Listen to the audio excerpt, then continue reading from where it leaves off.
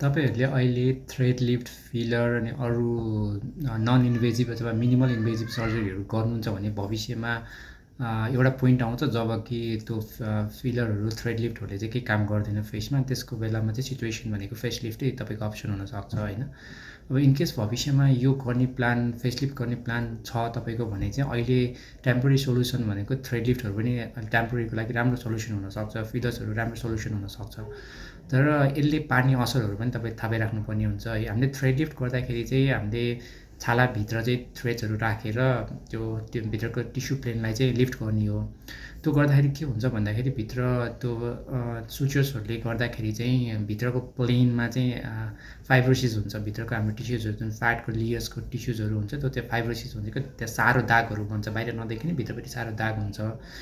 अनि त्यो बाहेक अरू भनेको त्यो प्लेन हामीले डिसेक्सन पछि फेसलिफ्ट गर्दाखेरि डिसेक्सन गर्ने प्लेन पनि त्यसले बिगारेको हुन्छ, किनभने त्यो एकदम इभननेस एउटै प्लेनमा हुँदैन त्यो।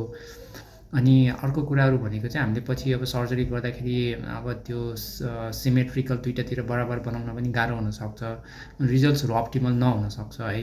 त्यही भएर तपाईँले भविष्यमा फेसलिफ्ट गर्ने प्लानहरू गर्नुपर्छ भने थ्रेड लिफ्ट, फिलरहरूले चाहिँ हामीलाई फेसमा भित्रभित्र चाहिँ असर गरिरहेको हुन्छ। त्यो असरले चाहिँ पछि त्यो सर्जरीहरू गर्न त्यो बेस्ट रिजल्टहरू आउन नसक्ने हुन्छ। अनि तपाईँले अब इनकेस अब त्यो थ्रेड लिफ्टहरू अब त्यसको काम सकेपछि तपाईँको फेस अझै नराम्रो पनि हुनसक्छ। त्यही भएर टेम्पोरेरी सोल्युसनको लागि अब तपाईँको मोटिभ के हो भन्ने कुरा चाहिँ बुझ्नुपर्ने हुन्छ है। त्यसको लागि मैले यो इन्फर्मेटिभ भिडियो बनाएको तपाईँलाई।